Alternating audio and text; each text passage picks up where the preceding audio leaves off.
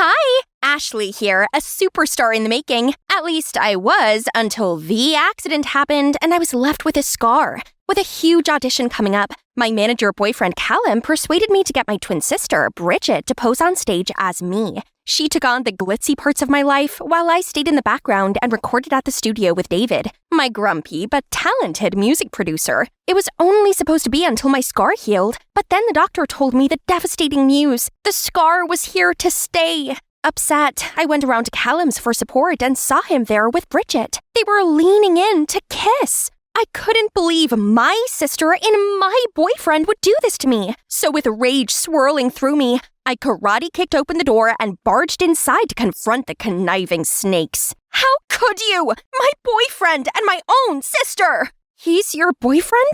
I didn't know. I'm so sorry. No, you did nothing wrong. I fell for her first, Ashley. Can you blame me? She's a flawless superstar. You'd understand because you used to be her. At least until you crumbled. I was freaking hit by a car, you douchebag! But it didn't matter to him at all. That's when it hit me. Callum never loved me. I was just a tool to him. You can't trust him, Bridget. It's only a matter of time before he decides you're no use to him anymore and ditches you, just like what he's doing to me right now. And I'm going to make sure the whole world knows what a jerk he is. Callum suddenly lunged towards me, then aggressively dragged me out of the house. You think you can threaten me with that big mouth? Who's gonna believe you, huh? You're just a shadow of Bridget, a flawed, pathetic version of her, so get lost. You'll never get away with this. Just you wait and see. Days later, I was still hung up on his cruel words, but I had to do something to take back what's mine. So I spent ages covering my scar with makeup, then showed up at an event I was supposed to attend. I confidently strutted up to the entrance. Whoa. Nice try, Ashley. But the scar gives you away. Try Kylo Ren next time. That stung. Feeling hopeless, I started walking, and my feet unconsciously led me to the studio. I turned on the lights and played my previous records. Surprisingly, my singing had improved one by one. So I turned up the song volume and sang and danced along. I was busting some crazy dance moves when I suddenly heard clapping. I didn't know you've got the groove. Come to think of it, I've never seen you this happy before. You have no idea what I've been through. I felt safe around him, so before I could stop myself, I blurted out what had happened. He insisted on taking me somewhere fun to cheer me up. Turns out David's fun place is the super cool Japanese fair. We shared some huge rainbow cotton candy and lit sparklers and drew musical notes in the air. Then, as we walked past a stall with some fantastically colorful masks, I stopped dead and stared at them. Hey, I have an idea. I should start a new singing career wearing a cool mask. I mean, it's not the most original idea since Sia and Marshmallow have already done it, but I can hide my face and Callum wouldn't even notice to stop me. That's actually a great idea. Here, this one looks cute on you. Holy cow! Red alert! Red alert! You're falling for this charming, handsome, talented music producer guy. It's on me, by the way. Consider it a lucky charm, okay? For sure. I swooned and was motivated to create a YouTube channel right away, starring me singing with my mask on, and used Vixie as my stage name. At first, I only covered other artists' songs, but as my confidence and following grew, I began singing the songs David helped me write. Although the netizens quickly spotted the similarities between my voice and Bridget's pre-recordings, they're both mine, but the difference is, one uses a ton of auto-tune and one does not. Then, one by one, I released more songs, and over the course of a few months, my channel grew to over 1 million subscribers. For the first time in my life, people actually saw me for my musical talents, not for the way I looked. So, to thank them, David and I spent weeks in the studio composing a special song called Thistles Bloom to release on Valentine's Day. Then one day, David was invited to the Grand Gala, which was a massive event full of the hottest stars, and he took me along with him. The party went off to a great start, and everyone was so complimentary about my music. I was dancing alone while David talked business with some music producer. But then, Bridget suddenly appeared and tried talking to me. Vixie, hi! I love your look! I ignored her and went to leave, when suddenly I got this itchy feeling in my throat, and I felt my face begin to swell. I looked down and gasped when I saw pecans inside my muffin. Oh no! I'm allergic to pecan! I ran to the toilet and took off the mask to catch my breath, when the bathroom door snapped open and in walked Bridget. Come on, Ash, I already knew it was you. Sorry, guys. The door seems to be stuck. She slammed the door shut and went trying to help me. I didn't want her help, but I didn't have much choice. I put my mask back on and let her place her jacket around my shoulders and sneak me out of there. She got her driver to pick us up around the back of the building and take me home. Then she made sure I took my allergy medicine. Don't expect me to thank you for this. No, after you left Callum's house, he told me you gave up singing for me and that you gave us your blessing. But when I saw videos of Vixie going viral, I instantly knew it was you, and he'd lied to me. Yeah, he's good at doing that. I feel really bad for what happened, so I want to make it right. I'll give you back your place as a singer. You're serious? Absolutely. I was so relieved you hadn't given up on your passion. You have no idea how amazing you sound. Actually, I do, but I can't take all the credit. David helped me produce the song, and we're actually releasing it this Valentine. Really? I can't wait to hear it. Fine, you can hear the demo if you want. She loved the song, and I had to admit, it felt good having my twin back. A few days later, I was fully recovered from my allergy attack and feeling excited about my big song reveal. But then I went on my laptop and saw that Bridget had released a new song, Thistle Bloom, my song! I immediately called Bridget to find out what was going on. Surprised, weren't you? Now you know how I feel. I've always been inferior to you. It's about time you be the loser. Oh, and BTW, Callum and I are officially dating. He picked me over you, so did your fans. They definitely won't be fooled.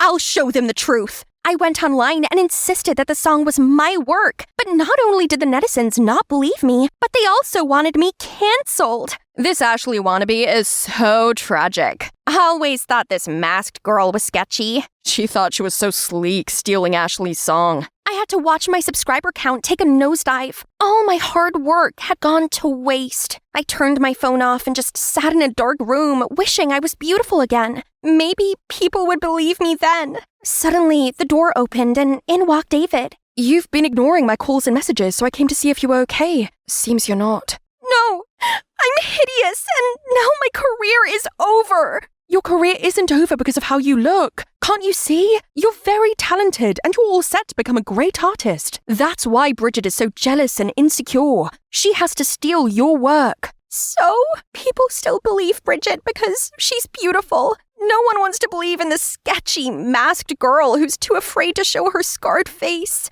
Look, I can't hear most of the words you just said, but all I know is you can't let a minor setback like this stop you from doing what you love. He then took something out of his ears. Hang on, were they hearing aids? My hearing started deteriorating when I was 15. When I told everyone I wanted to work in the music industry, they all thought I was Delulu. But 5 years later, and look at me now. Of course, it was hard for me too, but I never let my disadvantage get in the way of my dream. You really did it! Sorry, what you say? Oh, that actually made a lot of sense. If David could overcome this and continue to compose and produce amazing music, then I could overcome my body image issues and become a real singer in my own right and under my name. I started by snooping around my old fan pages and found out that Bridget was going to hold a press conference for the release of her latest album and perform Thistle Bloom. I devised a plan to get there before she did, and that includes David puncturing his own car tire and getting Bridget and her team caught in traffic. On the press conference's stage, I was shaking like crazy, but as soon as I heard the audience chanting my name, I knew I could do this. I stepped on stage, and while the crowd was too stunned to react,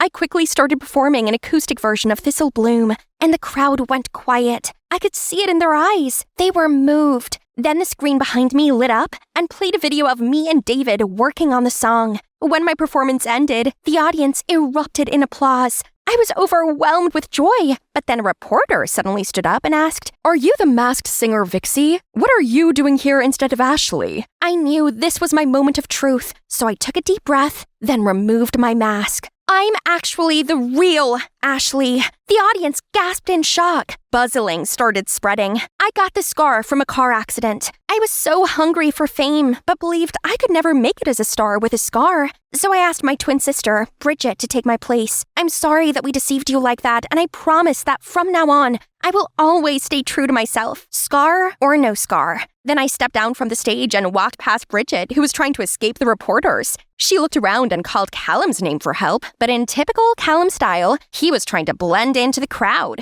Ashley, was the twin swapping plan your idea? No, it was actually my ex-manager's, aka cheating ex-boyfriend's idea. Wasn't it, Callum? I watched him look mortified as they swarmed around him. It seems like he's gonna have a hard time with his career in the future. That's karma for you. Then I strolled out of there with David waiting at the door, leaving all the buzzing behind me. I started living my life just the way I wanted and no longer cared what Bridget and Callum were up to. Then one day, I was driving home from the studio when I saw Bridget surrounded by some thugs. I called the police and then made sure she was okay. Turns out, Mom was in debt, and the collectors were now forcing Bridget to pay up. My life's a failure. I tried to be you to escape this pathetic reality, but got carried away and wanted to replace you. I don't have any excuse for my actions. Just punish me however you want. I stayed silent for a while, then eventually decided to drive her home. It made sense now. Bridget despised me because she'd spent years suffering with Mom, while I had a privileged, happy life with Dad. I felt bad for her, because after all, she's just a victim of Mom's neglect. So, I used the money Bridget had made while being me to pay off Mom's debt, and then I spoke to Dad and arranged for her to move in with us. Things aren't perfect between us, but we're getting there. She's still super shy and moody, but she's doing a lot better than she was. I learned to accept the scar on my face and became a real singer. I may not be a household name, but I guess I'm pretty famous, and also an inspiration to young girls who feel self-conscious about the way they look. And you know what? I'm happy with that. Best of all, I now have a cute, kind, loving, albeit grouchy at times, boyfriend, David. We even opened a music company that judged our clients on their talent, not their appearance. I was cuddled up next to David watching the news when the reporter said there was a groundbreaking new scar treatment available. Do you still want to remove your scar? No, as it's now a part of me. Hey, I'm Madison, and I was born into a well-off family. My parents are successful entrepreneurs who always fulfill their dearest daughter's wishes. Beautiful face, supermodel figure, I have both. But unfortunately, I'm not the only one. I have a limelight-hogging twin sister, Olivia. Since elementary school, my sister has won loads of trophies for her singing. Everyone was so spellbound by her that they seemed to completely forget about me. And it didn't help when Mom dressed us the same. Meanwhile, Dad was always like, "Whoa, I can barely tell my two princesses apart. Maddie, if your sister is tied up with her singing, you could help fill in her place in class." Ugh, it's not funny at all. Especially when that kind of came true. Later at 14, when I was still trying to figure out what today's homework was, my sister went and won The Voice Kids. At school, everyone kept giving me gifts and praises just to walk off on me as soon as they realized I wasn't Olivia. Hey, it's not like I intentionally tricked them. Trust me, I'm just as sick and tired of all this as everyone else, so I decided to take action. Ta-da! Did you recognize me? Still Madison here. The one-of-a-kind Madison with pixie hair, smoky eyes, nude lipstick, and this edgy outfit. I look different, right? But... Oh, are you cosplaying Olivia in her upcoming MV? Madison, you're ruining your sister's image. I tried to be different from her, but it couldn't change the fact that I'm the twin sister of a famous singer. There's so many things I wanted to do, but just imagine if I tried out for the cheerleading team or a modeling contest. People would be, "Look at the tragic Olivia wannabe." The name Olivia gradually became something that haunted me, and now she's constantly gaining in fame while I remain in her shadow. I have my own dream of becoming a model too, and I've gone to every audition I could, but so far, no luck. Oh right, let's check on my new video. Maybe YouTube will be the Kickstarter for my rise to fame. Remember to remove your makeup thoroughly, and the last step is subscribe to my channel to stay updated with the latest makeup trends. It's only been 10 hours, but look at this. There are over 200,000 views and 1,000 comments. Yay! Let's see. Like if you watch this just because you thought this was Olivia. When you're boring but you have a famous sister. Olivia, you're the GOAT. Please reply to my comment. What on earth is going on here? No one talked about the video content. It's all about Olivia. Why can't I get rid of that name? I am Madison. Frustrated, I closed the laptop to leave, but turned around to see the mean girls surrounding me. Silly, you should have titled it Skincare Tips from Olivia's Sister. There would have been millions of views by now. Someone with no talent like you should just stay in the dark. Please. Shut up! Just wait. One day y'all gonna become my fans too. Finally, what a long day. But isn't every beginning tough? Me quitting would be exactly what those mean girls wanted, so I can't give up now. I was struggling to set up my camera when Mom opened the door and peeked in. "You've started a YouTube channel? Why not ask your sister to help promote it?" But no worry. Everyone can obviously see that you're Olivia's sister. You'll probably receive a gold button soon anyway. Ugh, what do you know? I don't even need her help. And please, stop entering my room without knocking. Nobody acknowledges my effort just because I look like her. Fine then, just wait and see. In 2 more months, I'll be 18 and be able to do one thing I've been dreaming of. That will put an end to all this unfairness I had to suffer. This is it, the moment I've been waiting for. Right here, right now, I'll be reborn. I'm ready to start my life anew. You can open your eyes and look at yourself, Ms. Lewis. Okay, 3, 2, 1. OMG in the mirror. A beautiful face. A stranger. Not like Olivia's or anyone I ever know. Finally, I can live my life with my famous sister out of my way. I wonder how my parents would react to this face that I myself don't even recognize. Hey, I'm home. Hello? But who are you? It's Madison, aren't you? What happened? Did you get plastic surgery? Plastic surgery? Didn't you say you were on vacation with your friends? Your beautiful face. Why did you? You mean Olivia's beautiful face. I'm done living in her shadow. Then I ran straight to my room, leaving them there all stunned.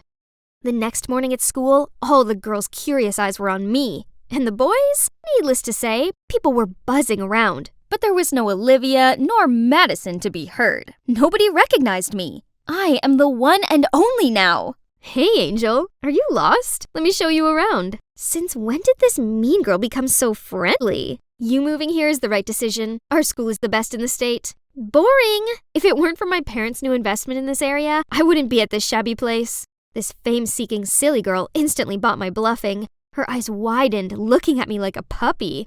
Then she did everything I asked her to. Buying me sodas, carrying my bag for me, and even wiping my seat.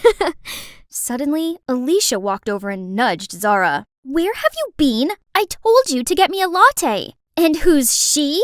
"Oh, this is my new bestie. And you should go get your latte yourself, as I'll be busy showing my friend here around, right?" Alicia's frown face was a picture. What a solid friendship these mean girls have. But the fun had only just begun. As the teacher did a roll call, I raised my hand up at the sound of Madison Lewis. The whole class gasped. And you betcha, Alicia and Zara's bewildered faces were hilarious. Didn't see that coming, huh? By recess, the whole school had heard the breaking news. Me, Madison, just got plastic surgery. Some were showering me with flattery, while some just kept judging the size of my eyes or my nose bridge, blah, blah, blah. But no one compared me to Olivia anymore. They just forgot about my famous twin sister. That's all I need. Madison is unique. Ouch! What's wrong with you? Are you blind? It was you going the wrong way, Madison. He looks so familiar, but I still can't think of his name. It's Dylan. Have you seriously forgotten my name already? That's right! My old neighbor Dylan. His family must have moved back to town again. But how could you recognize me right away? You look a bit different, but I can still tell from your voice. Forget the past. I'm the new Madison, the best version of Madison. Then I walked away from him. Now I'm finally free to do whatever I want without being compared to Olivia. I easily got that cheerleading captain title. From this spot, I can see all the impressed spectators and Zara's look of fury. She was the former captain who got dethroned by me. Then I went on and won the school beauty contest too. Alicia's boyfriend, Sid, even dumped her to chase after me. Who's the loser now, girl? But of course, a jerk like him didn't interest me, so I bluntly rejected him in front of everyone. One afternoon while I was going home, Sid jumped out of nowhere and blocked my way. "Babe, girls are lining up to date me, but I picked you. Be my girl and you'll see. Come on, just one dinner. Let go of me!" Suddenly, a big-looking guy rushed in, scared Sid off, and then offered to take me home. He introduced himself as Isaac, and turns out we were in the same chemistry class. Oh God, how come I never noticed this handsome boy? Probably chemistry had sucked the life out of me every time I entered that lab room. But it's okay. We can rebuild our chemistry here now. After that day, we texted each other all of the time, and a week later, we became an item. Fast, yes, but when you know, you know. Isaac took care of me during workouts, waited in the salon for hours, and even kept me updated with fashion trends. He's just perfect. But one time, when we walked hand in hand at the mall, I caught sight of Dylan's cold face. I suddenly felt awkward and tried to avoid his gaze.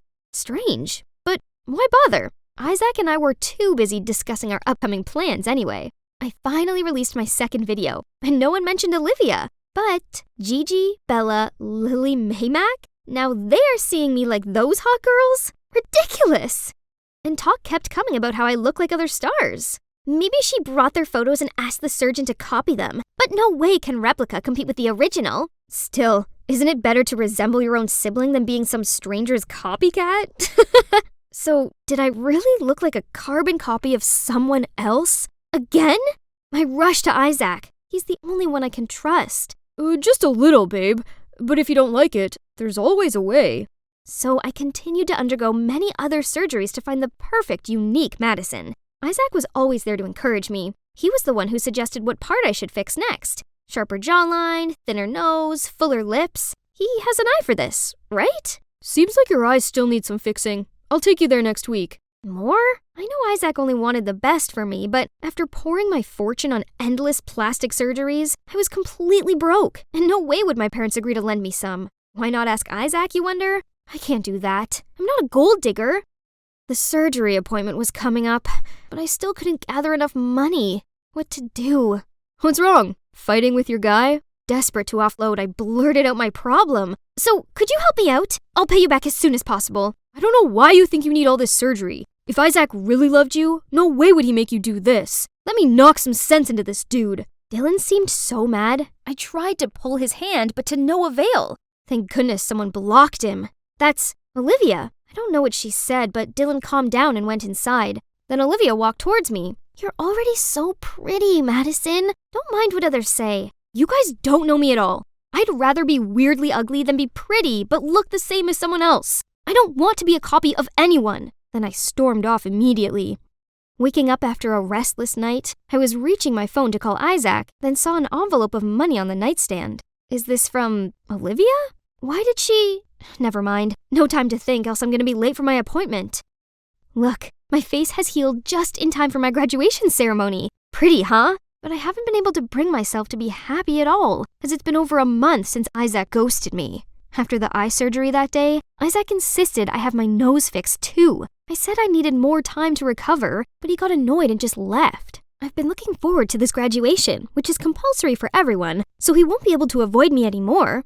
My parents came too, but probably for Olivia, and today's spotlight is definitely hers. Suddenly, the crowd surrounding my sister gravitated to something else. Hang on, Isaac? Oh my God. Standing next to him is a girl who looks exactly like me, and her dress is identical to the one Isaac once gave me. I rushed over to confront him, but he flung me away. Wow, how buzzing! Both the real deal and the knockoff are here. Can you even tell them apart, Isaac? Stop saying nonsense. My princess is the one and only. Hey, you really do look a lot like me. Who are you? So after countless surgeries, I was still a doppelganger? All I want is just to be myself, to be unique. Why is it so hard? I felt rage filling up my body. I ran to the restroom to calm myself down, but it didn't help because I overheard the truth. Isaac and Naomi broke up when she moved abroad with her family. Guess she's back now. Yeah, how much he must love her to do all this. Great, now I get it. Isaac only wanted me to get plastic surgery to look like Naomi. But once his ex is back, he threw me away like a broken toy. So the gossip girls at school are definitely not missing out on this chance to mock me. Girls, stop! My sister, it's you who needs to stop. Don't you know you're the cause of everything?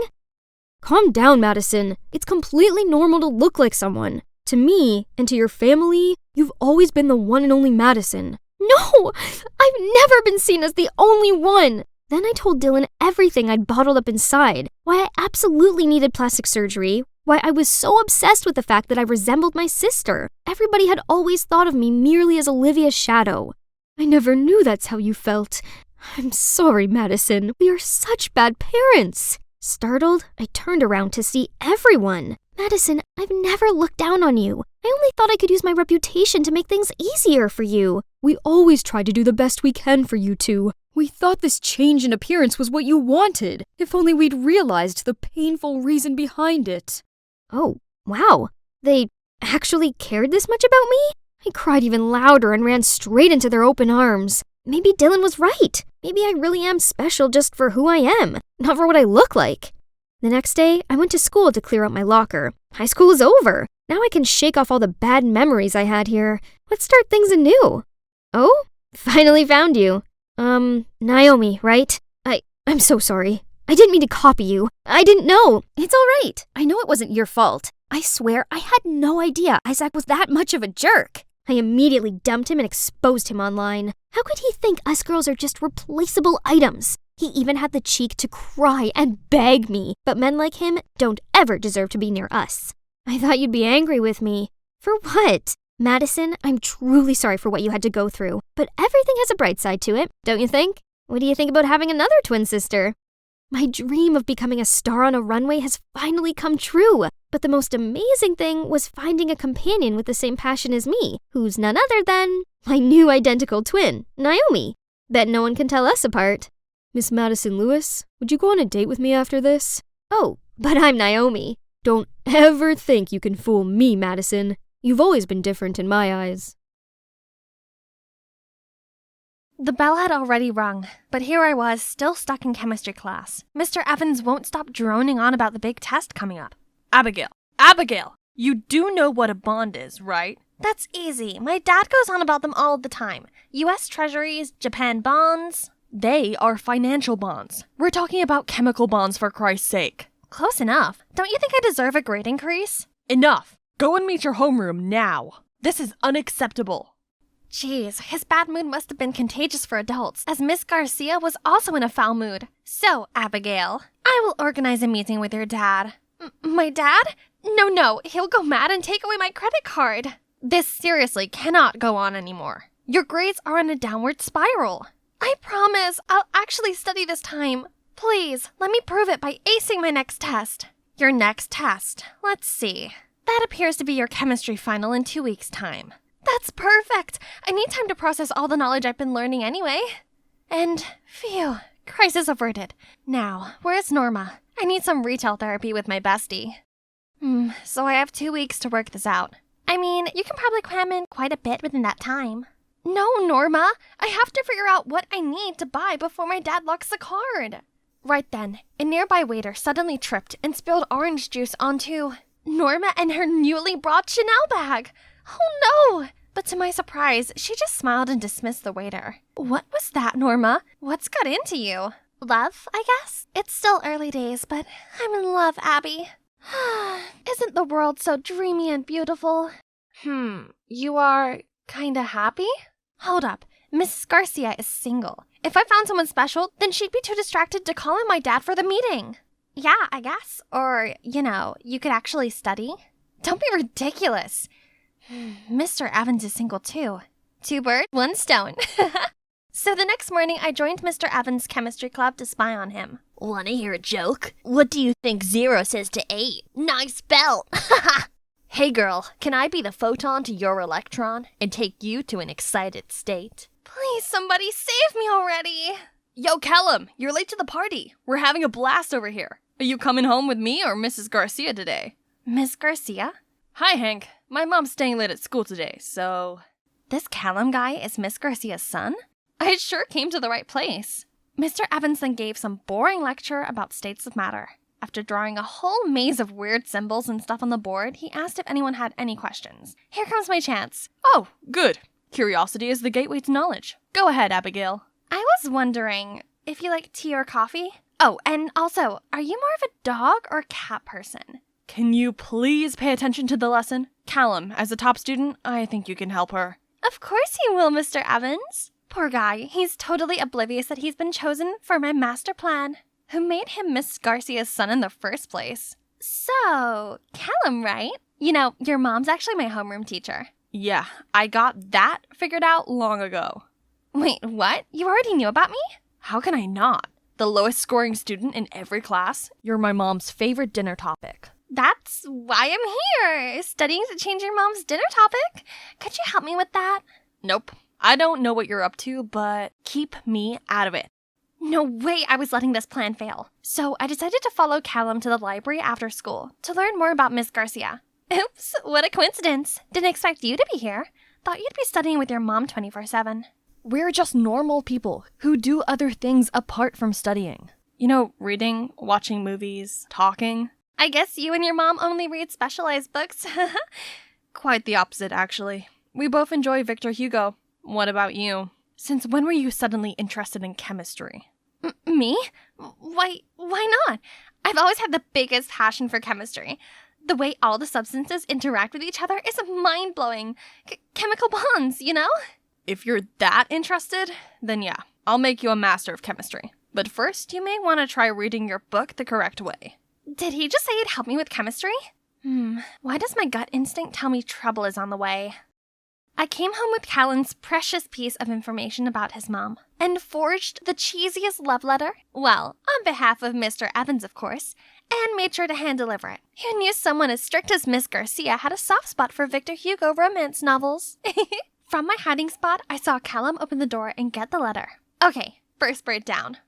The next morning, I was excited to peek into the teacher's room to check on Miss Garcia. But why is the principal here? And in his hand is the love letter. Ye who suffer because ye love, love yet more. To die of love is to live in it. From David. David Evans? Sorry, Mr. Bryce. That's actually my, literature assignment. Wrong address. How in the caramel fudge did this letter end up here? Callum obviously got the letter. I decided to sneak the letter directly into Miss Garcia's bag afterward. Better safe than sorry. In the following days, I needed to send Mr. Evans the other love letter too. Only Callum was a little too determined to turn me into a chemistry master. He made sure I got the notes imprinted in my brain, questioned me on the topics like an FBI agent interrogating a hard case, and even had his eyes fixed on me every time I carried out the experiments. I got no time left for my plan. You know what I've come to find out? You're actually not that bad at studying. Just need some more attention. As if I care. When will he leave me alone so I can take the other bird down? Right then, Mr. Evans suddenly called Callum to the discussion room next door. Gotta go. You can finish the oxidation. Remember to measure carefully and not take your eyes off of it for a second. Don't sweat it. I've got this. As soon as he left, I sneaked into Mr. Evans' room and put the letter in his bag. But when I was about to leave, something caught my eye. A picture of young Mr. Evans. Yikes! Did too much studying and no loving make his hair leave him for good? He has a lot of books in here. Some of them are by Victor Hugo! Ha! Seems Mr. Evan and Miss Garcia are made for each other. Oh, sugar! The experiment! I ran back to the lab and poured all the substances in, but it was weird. What did I tell you? All the time spent on this experiment, just to see it burn. Oh, wait. What is this purplish substance? Mauve! We've accidentally created mauve instead! You're so brilliant, Abby! Didn't really know what was going on, but are those my cheeks I can feel blushing? What's gotten into me? Didn't know you two are progressing that fast. Maybe keep it down a notch in public. Seeing Hank made us both turn cherry red and jolt apart. It was just a joke, but somehow my heart was flipping. After the incident, Callum didn't seem so annoyed with me anymore. Instead, he was kinda caring. He would patiently explain things I didn't understand and clean up after our experiments. Talk about having great chemistry together. Literally. The 2-week mark soon arrived, but strangely all the questions were not hard at all. I know all of the answers. They're all on topics I covered with Callum. Later that day, I was walking when Callum zoomed over to me. Mr. Evans said you passed the test. I knew you could do it. Abby, if you'd like, do you want to go out for a movie? Abby, shocking news! I just saw Mr. Evans and Miss Garcia holding hands in the school garden. Things are progressing. Norma and I both turned into excited dolphins when Callum's happy expression fell. What are you talking about? My mom with whom? Mr. Evans, you should thank Abby. It was her plan to get your mom a new boyfriend. The plan? Is that what you call it? Passion for chemistry? So what? It worked, didn't it? This isn't gonna happen. No way. What's your problem? Why don't you want your mom to be happy? Talk about selfish. Callum couldn't answer and huffed off. He's been ignoring me ever since. And me? I decided to find a new lab partner. Well, if Hank would quit getting in the way. Why did he always poke his nose in? I gave Hank a dirty look, but he just pushed Callum toward me. You two are welcome. Ugh, what gives? Callum couldn't even meet my eye. I felt kind of bad for Callum. I guess no one wants to see their parent dating their chemistry teacher, right? Why bother anyway? I should be happy because the plan has worked out. What's up with Callum? Why is he acting as if someone burglarized his house or something? Actually, Callum's dad walked out on them a couple of years back. Since then, he swore to never let anyone hurt his mom again. That's why he's so against your matchmaking plan. That explains a lot, but wait, how did you know about the matchmaking plan? Hank started to sweat bullets while Norma constantly winked at him. Hey, are you guys hiding something from me? Don't tell me. No, we're not dating. We're... You said it yourself, idiot. That makes sense. The next morning, Miss Garcia suddenly got sick, and this Miss Flowers came in to cover. Different from our strict homeroom, Miss Flowers didn't teach much and seems pretty chill with whatever we do in class. Great, huh? Yeah, it would be if she didn't keep on flirting with Mr. Evans. Mr. Evans didn't look comfortable with Miss Flowers at all. She was obviously trying so hard to win him over. Poor Miss Garcia. She looked so happy with Mr. Evans before. My master plan can't have been for nothing. I gotta do something. So I handcrafted a reminder love letter on behalf of Miss Garcia again. That was sure to make Mr. Evans' heart give off butterfly flutters. But I was sneaking it onto his desk when Miss Flowers appeared. Abigail, what are you doing? Why are you doing this? Mr. Evans is my dream man, not hers. No, he's not. He and Miss Garcia are obviously made for each other. Duh. I demand that you take that back at once. He's my heart's desire. Mine. No, he's not. He goes all gooey-eyed at Miss Garcia, not you. This is unacceptable. Detention! That's not fair, Miss Flowers. You can't punish her over nothing. You, Garcia's son, right? Want to play hero saves beauty? Detention for both of you, now! Miss Flowers? More like Miss Tyrant. What kind of a teacher made students clean the windows for detention? Ugh, these stupid windows. Breaking my back already. And Callum being all Frosty the Snowman with me is not helping. You brought all of this on yourself. What? If you hadn't have given the love letter to the principal in the first place, Mr. Evans and your mom would be official already. My mom and I are fine by ourselves. Who's being stubborn now? Hank already told me everything. I understand you're upset, but have you ever thought about what your mom wants? She sure looked happy with Mr. Evans. Callum didn't say anything, but I could tell from his glazed eyes that he was thinking hard about this. When Callum and I finally got out of detention, Hank and Norma rushed in. We just heard that Miss Garcia has food poisoning. She's fine now, but Miss Flowers will probably cover for another week. Why do I feel like Miss Flowers has something to do with this? She visited my mom yesterday and gave her a casserole. That's it! Miss Flowers must have poisoned Miss Garcia so she could replace her. But this is getting crazy. What can we do? How about we publicize all the love letters online so the whole school knows about Miss Garcia and Mr. Evans? I mean, if that's okay with you? Callum didn't say anything and just nodded. We immediately rushed to the IT room, but the computer's locked. Let me handle it. I know the password. With Callum's help, we posted on the school forum. And guess what? Everyone's smitten with Miss Garcia and Mr. Evans' love story. Cute, huh? We then left to visit Miss Garcia, but Miss Flowers appeared in front of us. What do you all think you're doing? Making a fuss on the school forum? I bravely stepped up to face her. You've seen it. Mr. Evans and Miss Garcia belong together. You should just give up on him already. Is that so? You know what? Mr. Evans actually wanted me to meet him for a private talk tonight. And as for your homeroom teacher, guess what? That position will be mine full time. I'm afraid you've got it all mixed up, Miss Flowers. It's Mr. Evans, followed by Miss Garcia. We asked you to come to talk about Miss Garcia's food poisoning. That's right. Earlier today you visited me, asking me if I was ready to come back to class tomorrow. You were very kind and even brought me homemade food. Little did I know that this was a deliberate attempt for you to make me sick. Luckily, Mr. Evans dropped by just in time to get me to the ER. And now you're talking about taking my place? No way! But the students clearly love me more anyway. They hate you because you always make them study. Just then, everyone started booing her. Miss Garcia is strict, but at least she's serious with teaching and always makes sure we study. You don't teach us anything. That's right! And we all know about Miss Garcia and Mr. Evans already. You're just being a third wheel. No! This can't be true! David, tell these kids that our love is as bright as the sun, and that we're soulmates. I know you love me. Tell them! David, tell them you love me! Tell them! Unfortunately, my heart has always belonged to Miss Garcia. I was nervous about sharing my feelings with her, but fate brought us together, and now I couldn't be happier. Miss Flowers' whole expression wilted. Ha! She burst into hysterical tears and ran off. Mom, are you okay? I'm sorry I wasn't there. I'm fine, Callum. Please don't worry. Thanks for looking out for my mom. Please, can you take her home for me?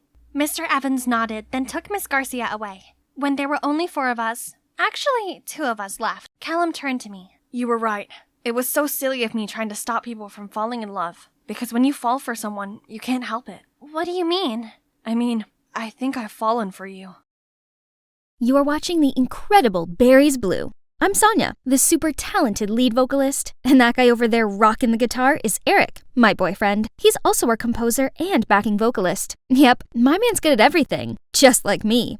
Actually, he's the one who discovered my vocal talent and helped me on my road to fame. Our debut album exploded onto the charts. And the rest is history. Eric asked me to be his girlfriend right on stage after our set. I don't know who was more excited, me or my adoring fans. Everything was perfect. And then our next album flopped. I guess all that pressure had interrupted Eric's writing process. I tried to send him positive energy. We had a big show coming up to debut our new single and start our comeback. Who knows when the sun will rise again, right? But during our performance, as Eric stepped back to give me the spotlight, I stepped forward and suddenly slipped and fell. Sonia, your nose!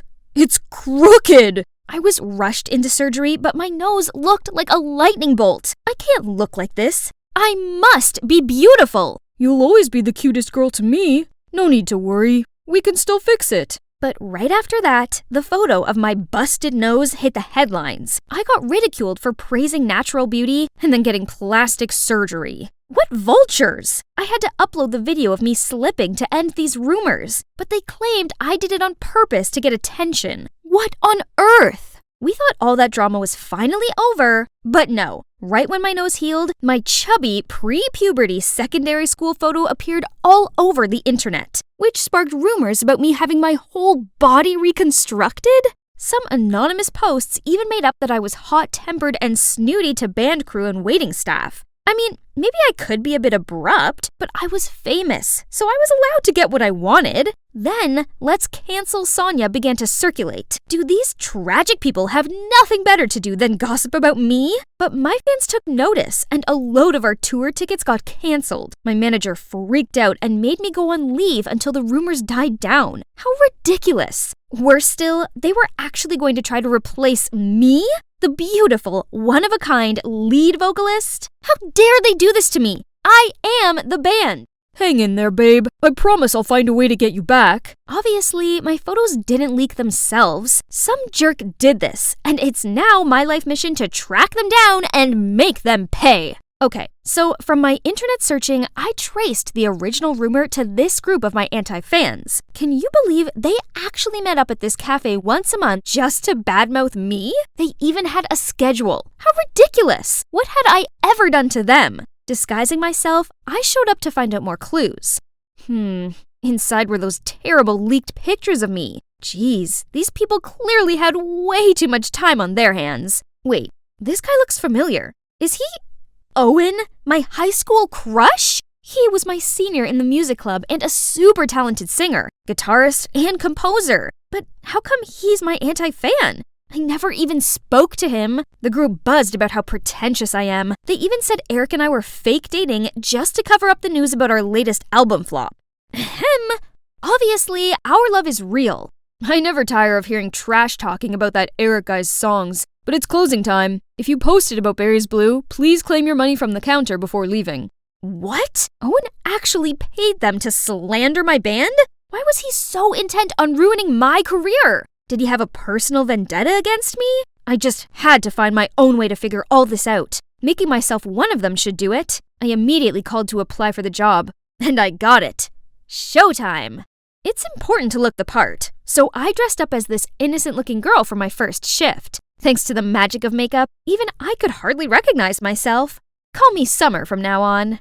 After the introduction, Owen immediately gave me tons of work. I had to do the heavy lifting and stinky, dirty work. I was a pampered star, not a grunt. Ugh, he's such an exploitive boss. I must have been crazy to have ever crushed on him. In the evening, the anti-fan group showed up again, followed by a familiar face. It's Rena? Owen's little sister. Back in high school, she was quite arrogant. It seemed like nothing had changed. Did you know that Sonia was such a weirdo in high school? Now that she's famous, she's acting like she's above everyone else. Stop right there, carrot hair. What's your name? I'm Summer? So, Summer, here we've got a special requirement for every newbie. You have to pass the anti-fan test. Tell us, what do you think's the most irritating thing about Sonia? Ugh! Now I have to defame myself? Actually, I was Sonia's childhood friend. Well, just a neighbor. She was the worst kid in the neighborhood. What did Sonia look like when she was young? And how was her personality? She was chubby and cruel to other kids. She threw bugs at them and never shared her toys. Take notes, guys. Remember to cite the source as Sonia's close neighbor. You can get some bonus, too, for contributing useful information like this. Was Rena also involved in this, along with her brother? When Rena left, the other anti-fans, Caleb, Violet, and June, still didn't leave, but turned to the stage and started tuning the instruments? What? They'd composed a whole song to mock me, not only about my surgery rumors, but also that I was a vain, hot-tempered, competitive, talentless, disrespectful, and never used my abundant money to help others. Their music was good, but the insolence killed their skills. I'm curious, why do people hate Sonia that much? She's rude and her music sucks. Yeah, her natural voice is good, but it doesn't have any emotions. She probably doesn't know anything about love, and doesn't have any friends either. Those comments from the anti-fans got me thinking. I suppose I do find it hard to open up to people, and I can be a bit hot-headed sometimes, but am I really that unlikable? Not the nose again, please! Huh? Owen? First you break the cups, now you're wasting sugar. Sugar? Seriously? Aren't you even going to ask if I'm hurt? If I leave here with just a scratch, this place will be finished, you know. This place was fine until you showed up. At least, Summer, you should learn how to apologize and thank. Suddenly, the anti-fans' words echoed in my head. As Summer, Owen still saw how much of a diva I was. That means, as Sonia, I must have been so despicable. I'm sorry. I should have thanked you for helping me. That's okay. I'm glad you're not hurt. Don't forget Rena's reward at the counter. Take it before you go. Why do you have to pay others to badmouth Sonia? I'm only going along with all this for my sister, but it brings more customers in, so whatever. So the person behind this is Rena? I don't think so. Someone must be pulling her strings. But who? I don't know. Why are you so concerned, Summer? I was just curious. I used to think badly about Owen, but beneath his cold front, he's kind of sweet and caring. Just like years ago. I was trying to escape the rain and bumped into him. He saved me from falling. Didn't care how sweaty I was, and even gave me his umbrella. But in front of my crush, I was too shy and embarrassed to say anything and hurried off. Since then, I didn't feel so uncomfortable hearing the anti-fans slate me and our band's decline. It was almost all true anyway. At least this way, I could learn from my past mistakes and become a way better person. Flowers grow in the strangest of places, right? Yeah. These anti-fans actually became my friends. Playing with them was way more fun than with the berries somehow. Okay guys, you need to share your music with the world. So, I signed up our budding band for a local music competition. Well, what? But we're not professionals. Do you really think we can win? Who cares? I always wanted to perform on a big stage. But what are we gonna play? Use one of my songs if you want. I hear the payout is pretty good. Ooh, I love your songs! We practiced together every night, and everyone was so focused on this, they didn't post bad rumors about me anymore. Owen is truly a genius. Listening to him playing his intros always gave me goosebumps. And so, the image of a cute, talented Owen reappeared in my mind.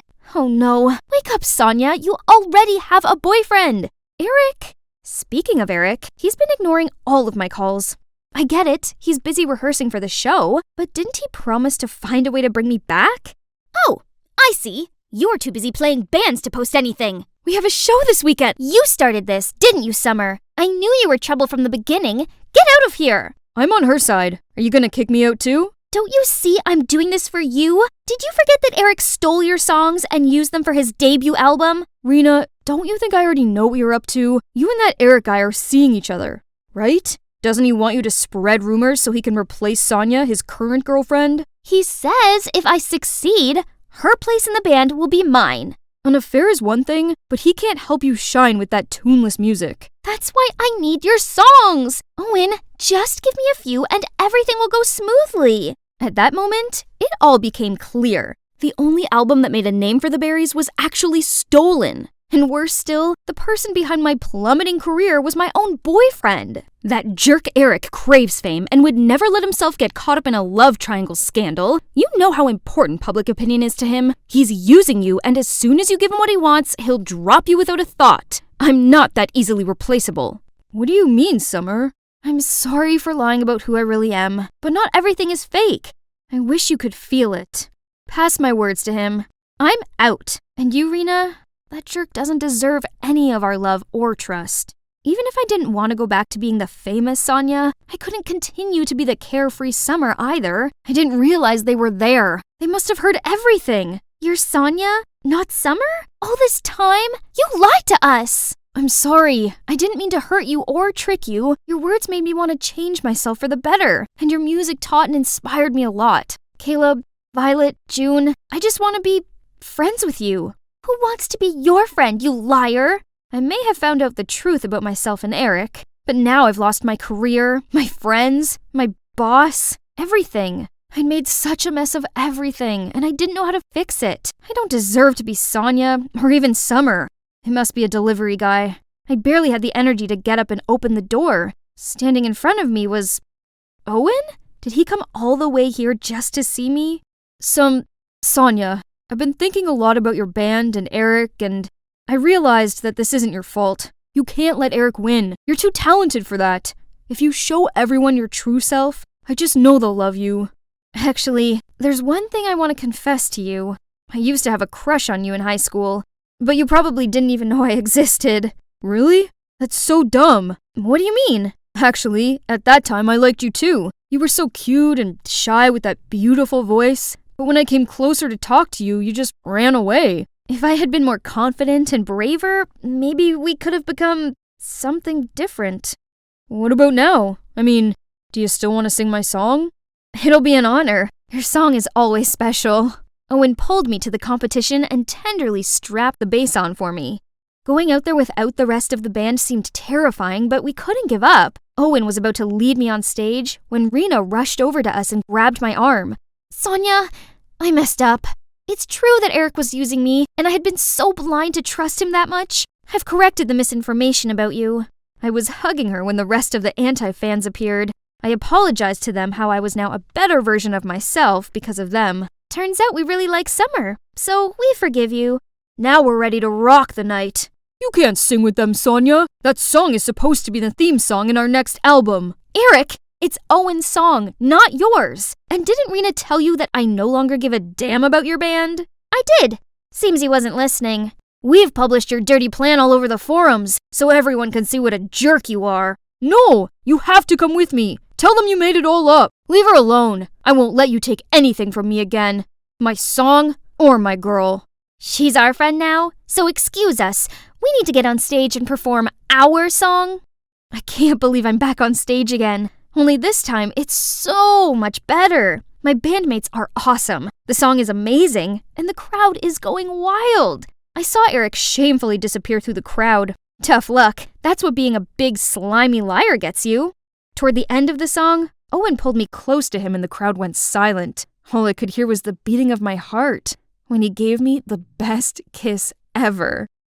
Hi everyone, I'm Lydia, and I'm going to tell you my amazing but totally bizarre story. But before I do, please like and subscribe. I have a big sister, Gwen, who's 2 years older than me, and she's basically a genius. From as young as I remember, I idolized her. What is 25 squared? 625, Dad. Honey, what's this? It's The Starry Night, an oil-on-canvas painting painted in June 1889 by the Dutch post-impressionist painter Vincent van Gogh. While I'm, a bit different. And Lydia, I have 10 candies. I'll give you 2. So how many do I have left? Isn't this doll cute, Daddy? Yeah, I'm no genius, with no particular talent, no flawless beauty, and almost no friends either. But Gwen didn't mind and was always supportive of me. It's fabulous! Fabulous! It's fabulous! That's why I adored her a lot and tried to copy everything she did. It's fabulous! What's so fabulous about my cat dying? Oops, wrong timing. Then, when I was 16, Gwen left for college. Out of sight, but definitely not out of mind. My parents went on about her all the time, which only made me miss her more. I dreamed of going off to college and having a perfect life, as she did. But for that to happen, I needed to shake up my plain Jane life. I wonder what my hidden talent is. Could it be dancing? No, definitely not. Okay, maybe singing would be better. Right now I'm in a state of mind I wanna be in like all the time. Ain't got no tears left to cry. That's enough. Next. Gosh, why can Gwen make it seem so easy? But at least my grades didn't fail me. I studied my butt off and finally got into law school just like Gwen did, then moved out. Yahoo! So here comes my first day of college. Send me spiritual strength, Gwenny. I successfully joined the cheerleading team and boys started noticing me. But I only had eyes for Ethan. My super handsome boyfriend. Finally, I achieved the life I'd always wanted. Thanks, sis, my real-life role model. Then one day, I arrived home to see a familiar figure waiting for me. Gwen! I was so happy, thinking she'd finally freed up time to visit me, but she looked so upset and had gained weight. A bit. College life seems to have fattened you up. Lydia, I'm pregnant. What the chocolate fudge? One eternity later, I finally managed to close my goldfish mouth, then invited her inside. I dropped out of college 6 months ago, then found out I was expecting a baby right after. My due date's in just 2 weeks, and I have nowhere to go. Please, Lydia, let me stay here. Our parents must not find out. I can't face their disappointment. How about my disappointment? She was meant to be perfect, but she's just ruined everything. What about the father? He has to study in France, so you're the only one I can rely on right now. As mad as I was, I still felt sorry for her. She is my sister, after all. So I let her stay, but refused to talk to her. During the whole week, she hardly slept a wink. She plodded around the place, constantly trying to rub her back and tensing through the pain. I hated seeing her in so much discomfort, so yes, I caved. Together, we prepared for the arrival of our new family member, and I have to admit it, I was kinda excited. Let's find an adorable, meaningful name. Okay, let me do some research. Love Rosie is my favorite movie, so let's name her Rosie. Wow, that's fast. Baby Rosie was born healthy and happy. We three had such a good time until one day, I arrived home from college to find a note and an envelope inside Rosie's crib. My darling Lydia, I'll be away for a while longer. 2 months, I suppose. I have to make some changes so that I can provide for Rosie. Please take care of her for me and do not tell anyone about this. I will be forever grateful for this. G. OMG! How could she do this to me? I still have college, my friends, Ethan, and now a niece? But when I turned to see Rosie smiling at me with those big, round, sparkling eyes, suddenly my heart melted. I can do this. Rosie, looks like it's just the two of us now. Mommy will be back soon, so please make things easy, won't you? She absolutely did not. Sometimes I wondered if Rosie was real or an AI program because every night at 3 a.m. sharp, she would cry her lungs out. And if her milk was a little colder than 98.6, she'd spit it all out. Not to mention, I have to come up with 1,000 ridiculous ways to keep her entertained. And my house was always filled with the smell of stinky diapers. But other than that, Rosie was very sweet. I can't bring myself to get angry at her.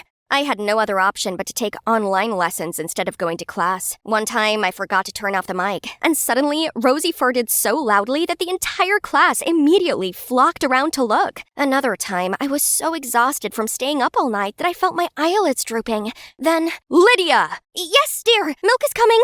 I don't think milk works for you, but an F will. Oh no. Despite my constant apologizing, I still ended up with poor results. This semester, I'd already failed 2 classes and been kicked out of the cheerleading team. You think that is the worst part? Think again. On a super lucky day, I was at Walmart, overwhelmed with dozens of diaper brands when I saw none other than Ethan. There's nowhere to hide, Lydia. You're doomed. Oh, hi, Ethan. Didn't expect to see you here. Sorry, recently I'm a bit busy. Do I know you? Huh? I'm Lydia, your girlfriend? What? It's really you? You ghosted me for the past few weeks. Jeez.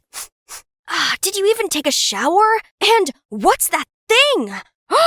Want to trap me with a baby? No, she's not my child. And it's true that I forgot to wash my hands after changing Rosie's diaper this morning, but anyway, please, I just need to look after her for a few more weeks and everything will be back to normal. That's enough. Look at you. You're just like a cave girl. By the way, use this. And you know what? We're over. No words can explain how pathetic I am right now. It's all because of your mom. She's such a... Now my life's a living misery, all because of you two. Shh. I'm sorry, Rosie, I didn't mean it. None of this is your fault. 2 months is almost up. When your mom's back, things will be okay again. But 2 months passed, and Gwen was still nowhere to be found. Worse still, the money she left ran out. I had no choice but to find work, so I took a personal tutor job where students came to my place to study. Not a single soul applied, until one day I opened the door to see this guy. Hello, can I help you? I saw this flyer and want to attend the class. Oh, really? Sure. Come on in. Turns out, he's Augustin. He wanted to get onto the same law course as me, but last year he didn't make the grade. I tried my best to keep an eye on both Rosie and Augustin in separate rooms, but once in a while, Rosie let out a squeak. You hear that? That's my cat. Solve this equation. I need to go to the toilet. But you went 10 minutes ago. I have a small bladder. It runs in my family. Any problems? If you fall in love with someone, just confess like this. My love for you is like diarrhea. I can't hold it in. Mwahaha! Disgusting. I pity anyone who falls in love with him. I hurried back in to see him on his phone. So much for working hard. Huh. Hey, if you really want to get into college, at least put some effort into it. Like how you did your Snow White makeup. Oh no, it's baby powder. It's flour. I'm making bread. Didn't know you can make bread in the toilet. It's okay, teen mom. No need to hide your baby anymore. No judgment here. Seeing as the game was up, I told Augustin the truth. Surprisingly, he seemed understanding and even asked if he could see Rosie. Whoa! Who knew Mr. Jokester could be so good with babies? I've never seen Rosie so full of joy and laughter like that. Gradually, I no longer saw him as my student, but more like a friend. It's not like he came to my place to study anyway. We talked a lot, even outside tutoring sessions, and I learned so much about him. You'll never fulfill your law school dreams by playing games all the time over studying. Who said law school is my dream? And this is not a game. Huh, a fashion website? Don't tell me it's yours. Yeah, I'm the founder of this brand. No way. And what's this? Can you really sell this plain cap for $200? It's not about the cap. It's about the brand's design. He then told me he had always dreamt of opening his own fashion chain, but his parents never supported it and just wanted him to be a lawyer like them. That's why he was never serious about his studies and messed about. So, what's your dream? Become the best judge in America? It's totally not a hard question, but why am I speechless? I just want to be as cool as my sister, but she's not so cool anymore. Right then, Rosie squealed and filled her diaper, which somehow saved me from the situation. But Augustin's question got me thinking. I need to find the answer. You look distracted. What's on your mind? I found it! I want to be perfect! That's vague. How do you define perfect, though? Does it make you happy? I'm not sure. How about this? Have you ever thought about it? Oh, this is nonsense. Forget it.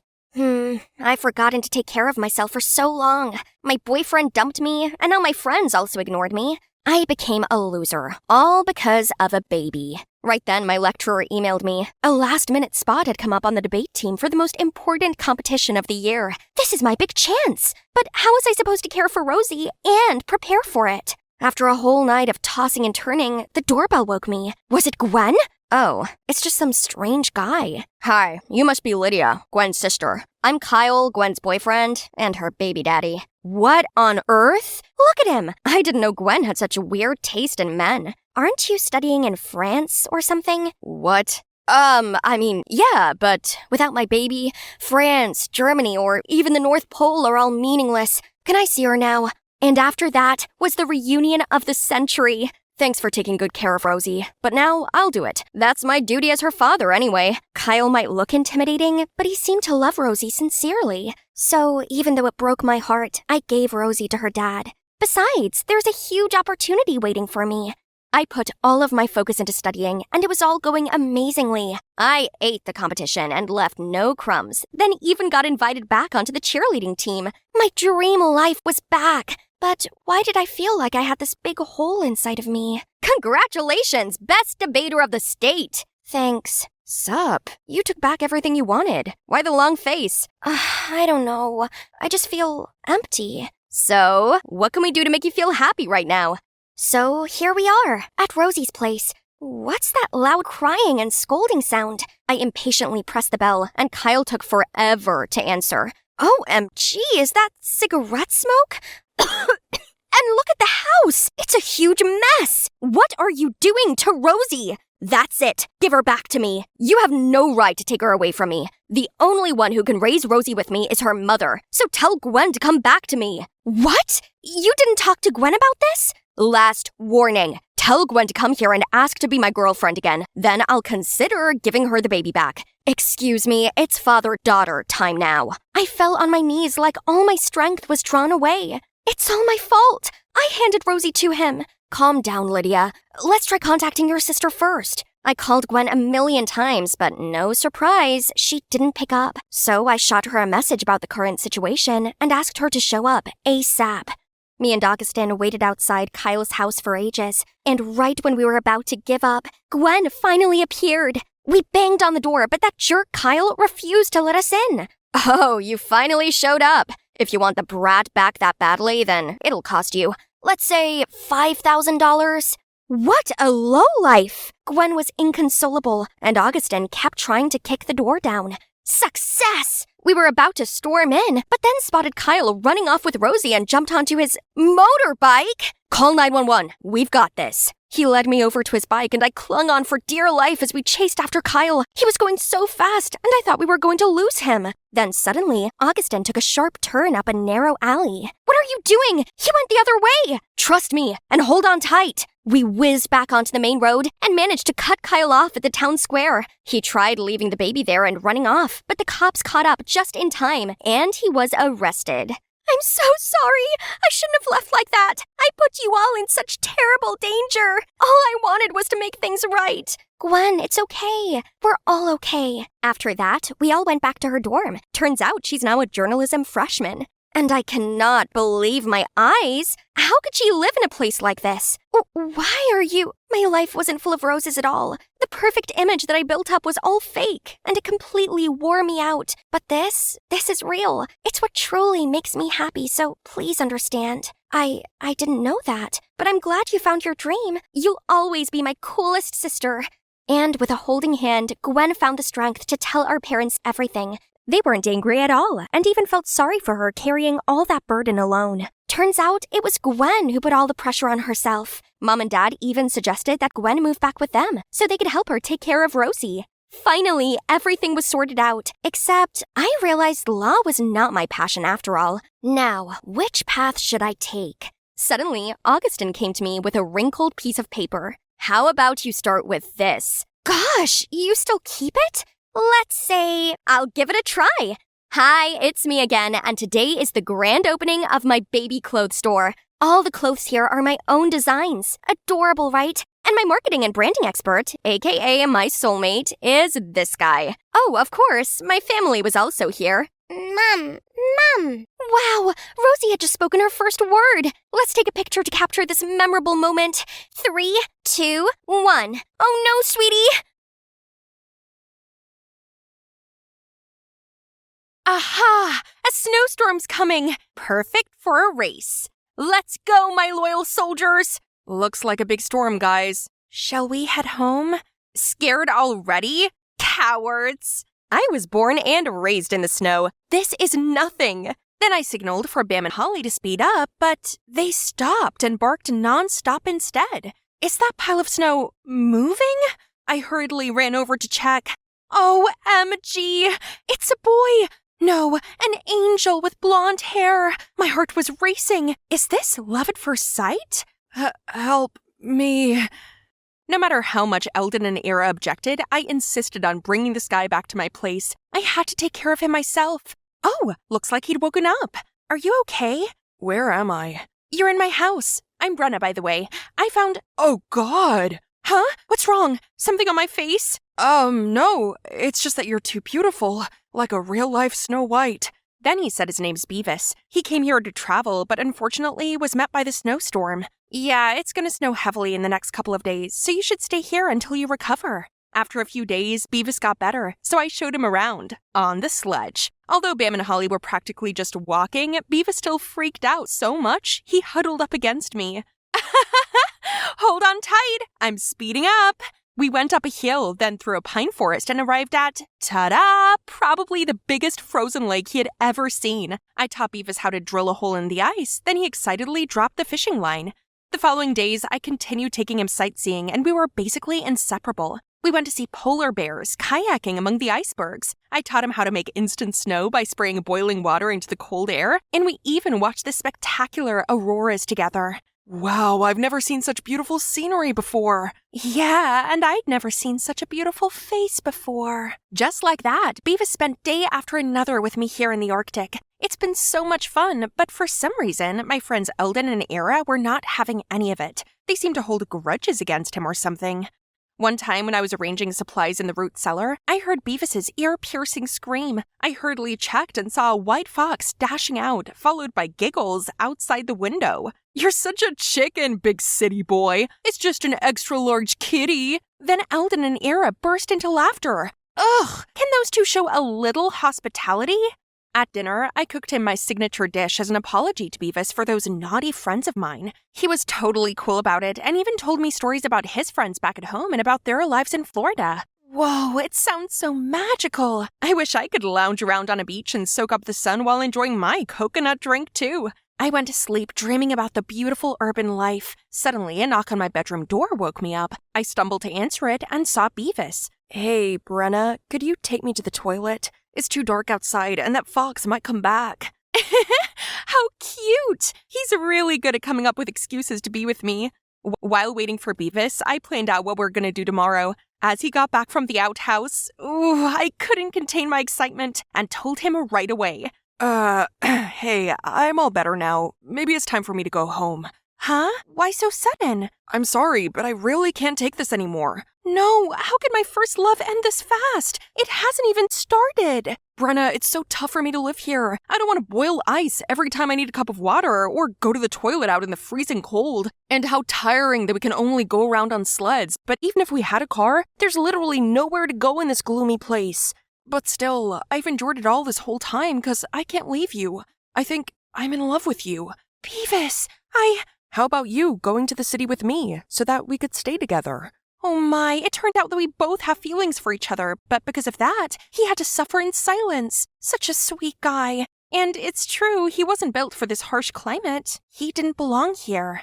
The next morning, I told Eldon and Era that I wanted to hang out in Miami for some days. Brenna, I don't think it's a good idea. That pansy boy must have coaxed you to do this. Don't buy those sweet words. I tried my best to explain how nice and polite Beavis was, but they wouldn't listen. Girl, he got you all blinded. You've only known him for a few days, not enough to tell what kind of person he is. Can't believe you're just one of those shallow girls. Who are you calling shallow? Yeah, right. I was blinded. Blinded by his kindness. Then I stormed off, leaving Eldon and Era behind. I just worry about you.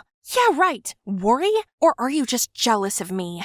I came home to a shivering Beavis. He couldn't stand this freezing weather anymore, and I couldn't bear seeing him like this either. So I told Beavis that I would go with him. Look how happy Beavis was, and I too was excited to visit his hometown. It's gonna be fun. It took only less than 2 days for us to arrange things out, buy the tickets, ask Era to look after Bam and Holly, and we're good to go. After a long flight, we're finally here. It looks like a completely different world in front of my eyes. Crowds of people rushing left and right. Suddenly, I spotted something. Oh, that looks just like my Holly. What a spoiled husky. At that age, my two buddies were already the best sled dogs in the area. Oopsie. City folks don't seem too friendly, do they? Huh? What else? Why is it moving so fast and non-stop? While I hesitated to take a step, Beavis suddenly carried me up in the air. Don't worry, I got you. Oh boy, he's so sweet. Beavis then got me transformed into a city girl. He took me shopping, then got my hair dyed. I really like my silky black hair, but Beavis said this looked better on me. This too, baby girl. this is a tattoo parlor, isn't it? Seeing my confusion, Beavis explained that couples here usually get tattooed on important occasions, and today marks the first day that you walk into my world, so I want it imprinted in my heart. So Beavis and I got matching tattoos that he chose, a weird-looking red shape behind the ears. It might not look pretty, but was definitely unique enough to be special for just us two. Once we were done shopping, we went to a luxurious villa. Oh my, is he taking me to his parents? I'm so nervous, not sure how I should behave when Beavis comforted me. They were nice, don't worry, just do as they tell you to. Just then, the main door opened. Everyone turned to look at us full of excitement. This must be the first time Beavis took his girlfriend home then. Hello everyone.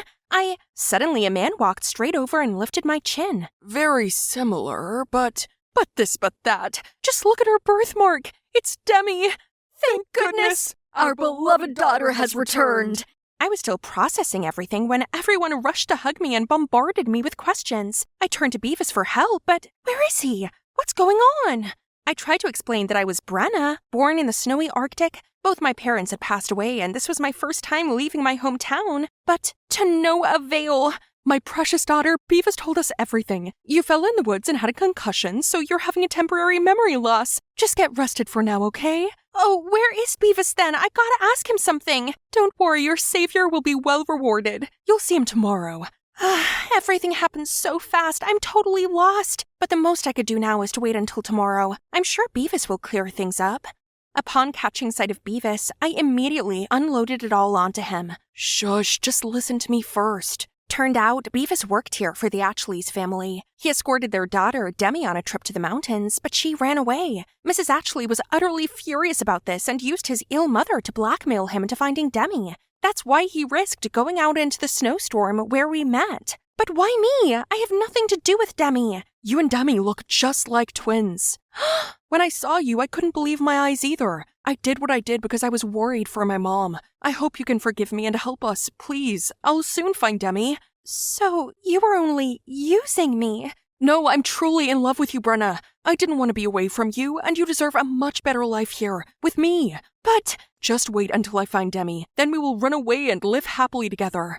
Poor Beavis. He seriously had the worst luck. If I were him, I guess I would do the same. So I reluctantly lived as Demi. Luckily, her parents thought I lost my memory, which made it not too hard to be her. One day, I received a text from Eldon. I suddenly remembered that I'd been away from home for almost a month. I wonder if Bam and Holly miss me. To say I was not one bit homesick would be a lie. But there's no way I'd speak to Eldon. So I called Ira to catch up on things and asked for her help in the search for Demi.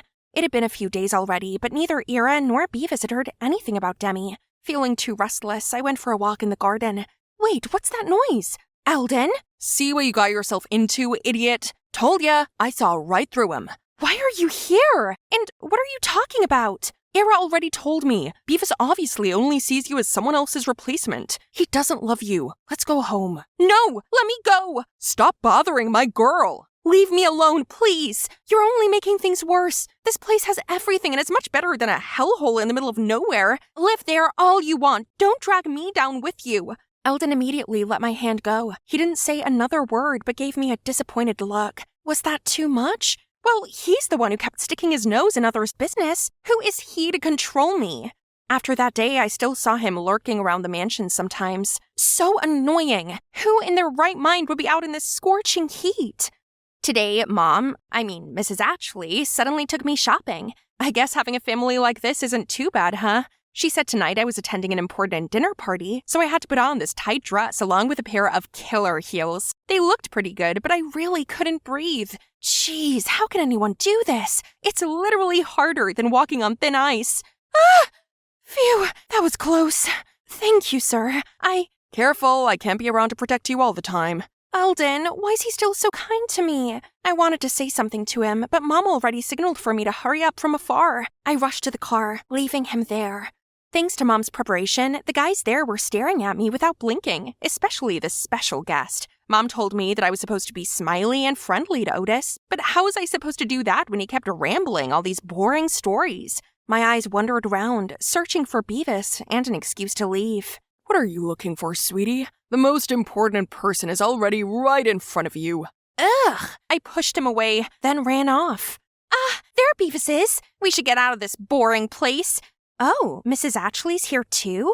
What? That's it? I risk being in danger just to find her and bring her back to you. Don't take me for a fool. I'm only her stepmother, but I can tell that girl isn't Demi. I just let you off since she resembled her quite a bit. You're in no position to demand.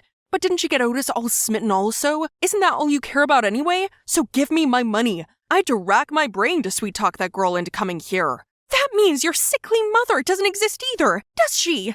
Oh, sweetie, you've heard it all. So what if that's true? You won't get a dime. I'll expose your scheme. Where are you going, sweetheart? It's bedtime. So my phone was confiscated and I'd been locked in this room for 3 days straight. They wanted me to give in and date Otis, but no way. I tried every possible way to escape, but always ended up getting caught. One morning, I was woken up by dogs barking. Annoyed, I went to the balcony to check and saw Eldon, and bam! Eldon signaled for me to stay calm and flew a paper plane to me, then swiftly left. Let's see. Fine then, if that's what he wants. Let's end things here once and for all. I agreed to date Otis like the Ashleys demanded. I even enthusiastically chose my own outfit, did my makeup with a cute hairstyle. Mr. and Mrs. Ashley were very pleased with that. They couldn't hide their excitement and even stood at the gate to welcome Otis when he came to pick me up. As his supercar arrived, Otis, the preppy guy, had just stepped out when Eldon signaled Bam to charge at him and scared him away. Meanwhile, the Ashleys were screaming for security. I was gonna leave in the midst of the chaos, but don't you dare run away!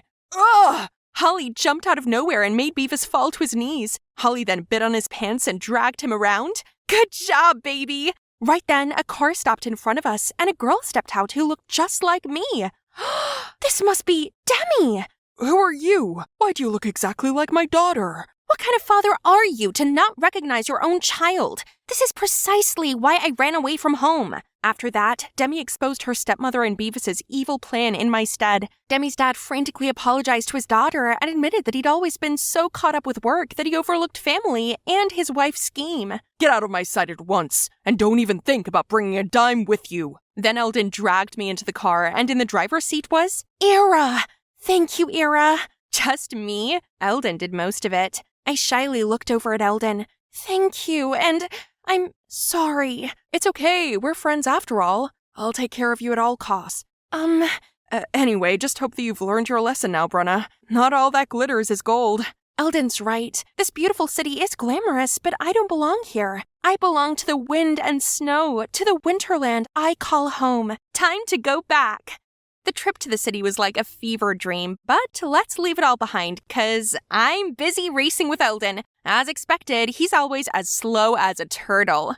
Hi, this is for you. For me? What's the occasion? The day we stop being friends. Brenna, what do you say if we become more than friends? Not every day a girl outside the aerospace community like me could attend this creative science festival thingy, but here I was, all thanks to my genius boyfriend Mike, who just got accepted into MIT's aerospace engineering program. This is all really interesting. So great that Mike brought me here. Hey, you ruined my project. Who are you? Sorry, I'm Mike's... Mike? I can't believe he's talking to another girl when his girlfriend is in trouble here. The girl followed Mike and immediately fixed the model I just broke. Such an unfortunate brain behind her flashy clothes. Shh, keep it down. She's Mike's girlfriend. Really? Our valedictorian is into airheads? Huh? I thought Mike and Liana were a thing. Liana, the pretty girl who just fixed a freaking spacecraft model in a split second, is being paired with my boyfriend? I'm Chloe, by the way. Sorry, I didn't introduce myself sooner. I just, never felt so self-conscious before. Mike and I have been together since high school. Back then, I was popular and had many boys chasing me. Everyone seemed amazed that a girl like me was with a nerd like him. But now, Mike's already an intern at NASA despite being only a freshman. Looks like he's a celebrity among his peers, and I was just his brainless girlfriend. For the first time ever, I felt like I had no place being such an elite student's girlfriend.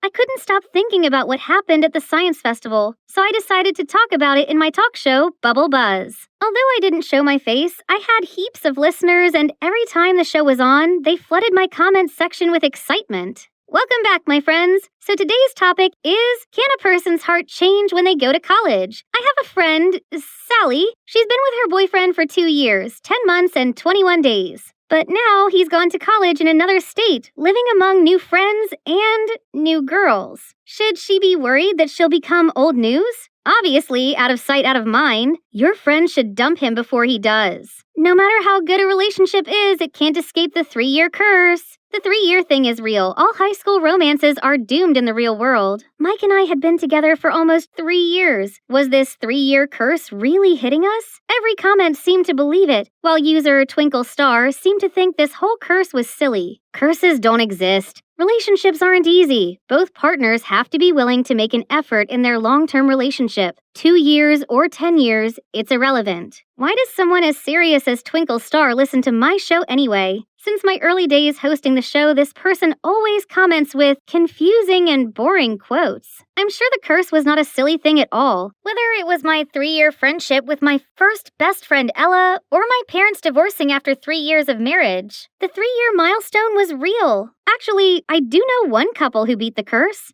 They're my grandparents. Grandpa's rather a cold and reserved person who only had eyes for his wife. So I asked Grandma what the secret to their successful relationship was. First, be grateful for your partner and not take love for granted. Second, know him better than you know yourself. Third, learn to forgive and apologize. Was that it? That wasn't exactly helpful. Our relationship was in a life or death situation and I needed to really do something. Right that moment, someone appeared in the kitchen and I couldn't believe it. My sister Mindy. I hadn't seen her in ages since she moved out with Dad. I explained my fears to Mindy and she seemed to understand exactly why I was so concerned. Don't worry, sis. I'll stay here for a while so I can help you two overcome this curse and reignite your passion. First of all, as Mike's the biggest nerd I know, you need to appear more academic.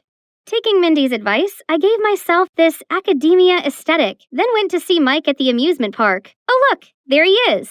Huh? Chloe? You look different. Since when did you wear glasses? I've, always worn them, Mike. You must not have noticed. I stayed up late last night to watch a physics documentary. Now it's time to impress Mike with my knowledge about how water fountains actually work without electricity and run solely on gravity. How the fat in ice cream impacts the freezing point, and I could taste the fat droplets. And how G-force and inertia were taken into account when mechanics made roller coasters for the thrill. But he didn't seem impressed at all.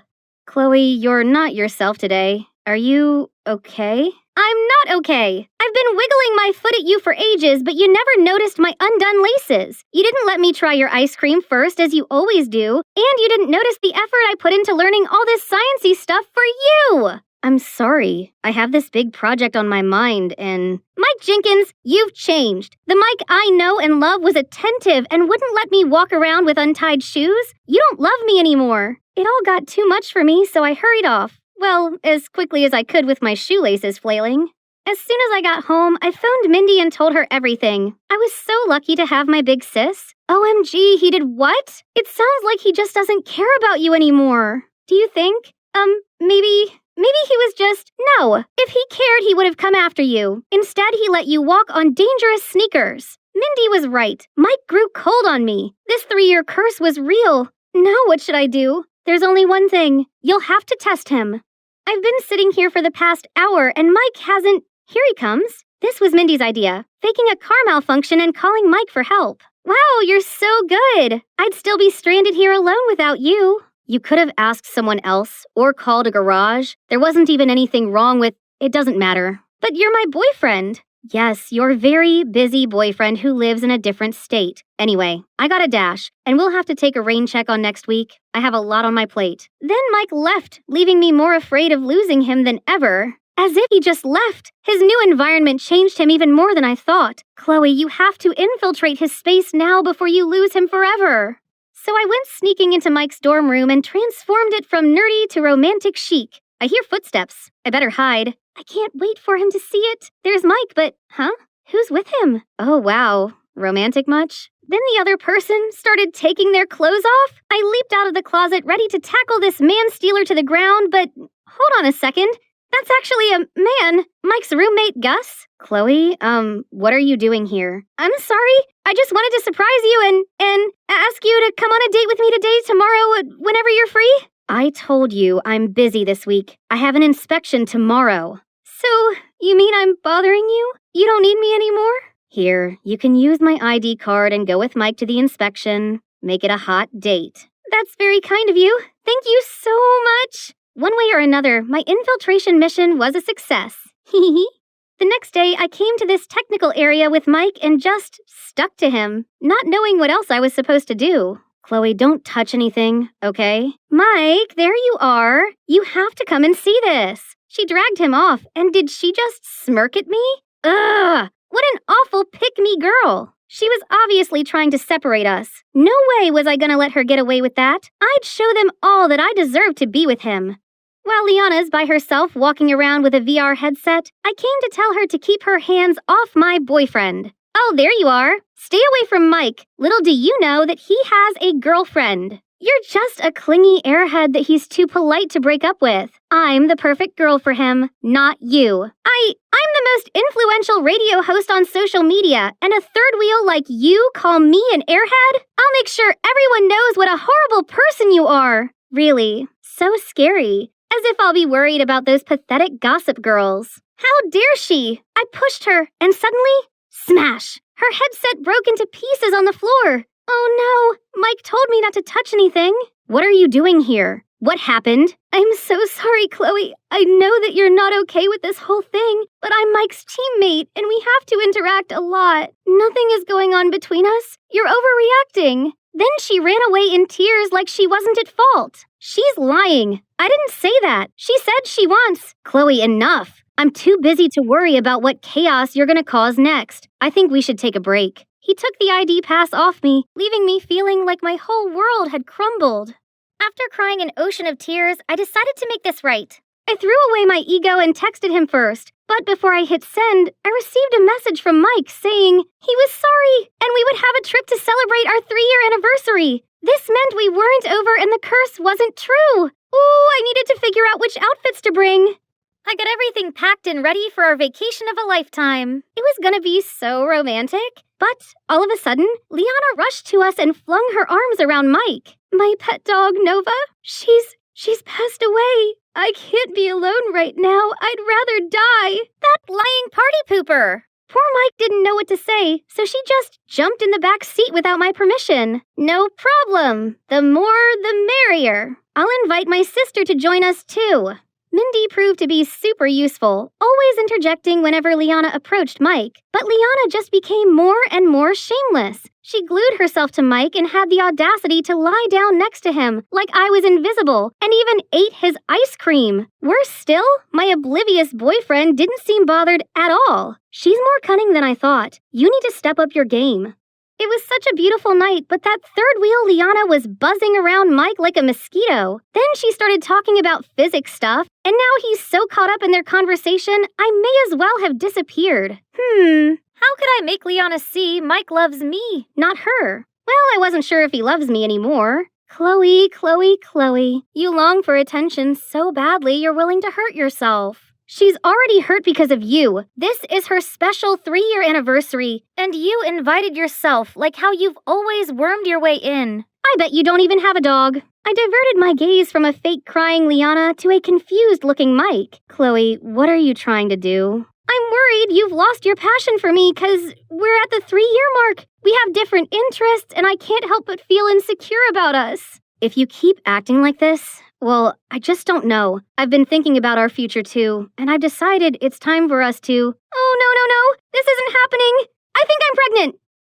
We got back 2 days ago, and Mike still hadn't contacted me. This curse had caught up with me, and I lost him for good. I just wish I hadn't lied about the baby. Then maybe our breakup wouldn't have been so awkward. This called for retail therapy. I stepped outside and saw Mike with a massive suitcase. Chloe, I've abandoned the project and dropped out of college. I'm going to take care of you. Both of you. Mike scurried around the house to make it pregnant woman friendly. He threw out all junk food, coffee, and even mayonnaise. Also, my high heels were packed away, and Mozart was played everywhere in the house. Apparently, it'll make the baby a genius. We were going to have the perfect, happy family life. But when I went to my room to get my laptop for my next radio show, I couldn't find it anywhere. I asked Mike and he said, I packed it up with your high heels, makeup, books, and put them all in storage. You don't need any distractions. Just me, you, and the baby from now on. No more radio, studying, or friends. We can have a bunch of kids and grow old in this house. What? This wasn't what I wanted.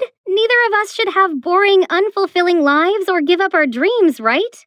I might not have my laptop, but I still had my phone. Welcome back. Today's topic is my friend Sally again. She lied about being pregnant so her boyfriend wouldn't leave her. Should she keep lying or tell the truth? This time, Twinkle Star appeared again. I know she's always been a brave girl who isn't afraid of admitting her own faults and correcting her mistakes. She should tell her boyfriend the truth and explain how much she loves him. Sounds oddly specific. Who's this person? Actually, Bubble Buzz, we know each other. Before I could ask him anything else, Twinkle Star went offline. Whoever that was, I think they were right.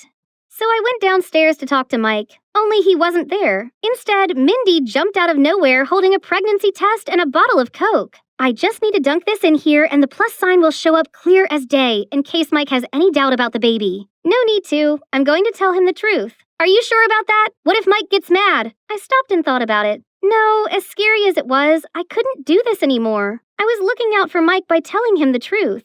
Where was he? He had to be around here somewhere. Liana, why was she here with Mike? Mike, I'm sorry, but Chloe's not pregnant. She admitted on her radio show. You deserve to be with someone who wouldn't make up such awful lies. Someone like me. Oh no! I lost the chance to tell him firsthand. Now Mike would never talk to me ever again. Chloe, wait. I couldn't turn around and bear the disappointment in his eyes.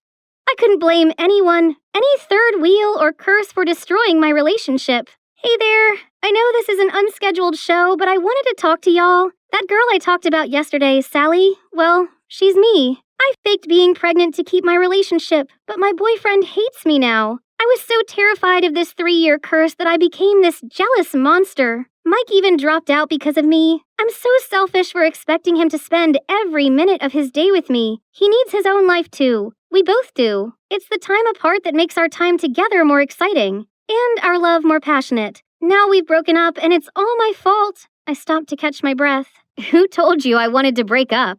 Didn't you say you thought carefully about our future and made a decision? You know what? After all your silly shenanigans, including faking your pregnancy, I'm still madly in love with you. So the decision I made was, Chloe Ruth Evanson, you're crazy, kooky, and one of a kind. I can't stand the thought of not having you in my life. Will you marry me? Yes?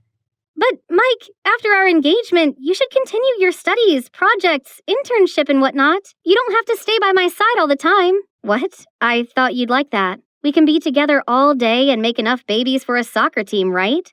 Relax, I'm just kidding. I knew you were lying about the baby all along. Your grandpa told me. Turns out, Twinkle Star was none other than my grandpa, who saw that I needed some guidance and tried to give me objective advice. Mike only went along with the lie to tease me. Who knew my nerdy boyfriend could be so playful? Or should I say, my fiancé?